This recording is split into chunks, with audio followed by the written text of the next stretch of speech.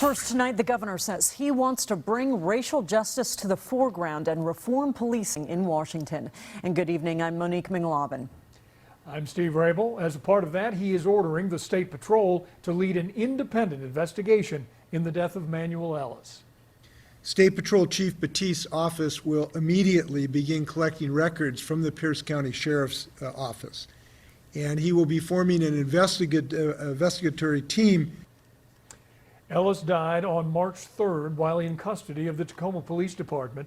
Governor Inslee's announcement comes on the heels of the Tacoma Police Chief's promise to make changes in the department. KIRO 7's Kevin McCarty is live to tell us about the Chief's 8 Can't Wait campaign. Kevin?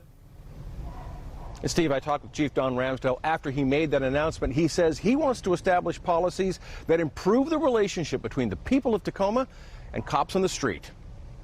I think that's something very important for our department to do. I think we need to be very proactive. Tacoma Police Chief Don Ramsdell says he wants to immediately move ahead with what's called Campaign Zero.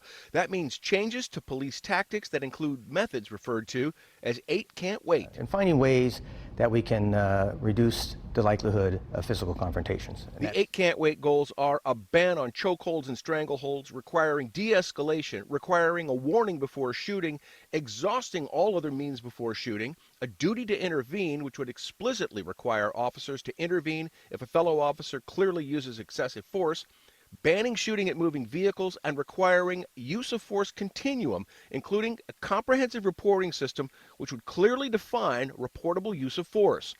Ramsdell says many of these standards are already department policy, and they're not in response to recent protests over police use of force or the March 3rd death of Manuel Ellis while in the custody of Tacoma Police. If it dates back into several years ago, yes, when we looked at the area issues that occurred several years ago in Ferguson and other communities. This department has a great deal of work to do. James Bible, the attorney representing Ellis's family, says he's not impressed by Ramsdell's release of the Campaign Zero goals. I do believe that chokeholds need to be banned. I do believe that other steps need to be taken as well, but I think at this stage it's time for the police department in Tacoma to pass the baton to another chief. We've done a lot of work throughout our community, as I indicated just a little bit ago, in regards to changing policies, training our officers, working to build positive working relationships throughout our community, which I think we have in many respects.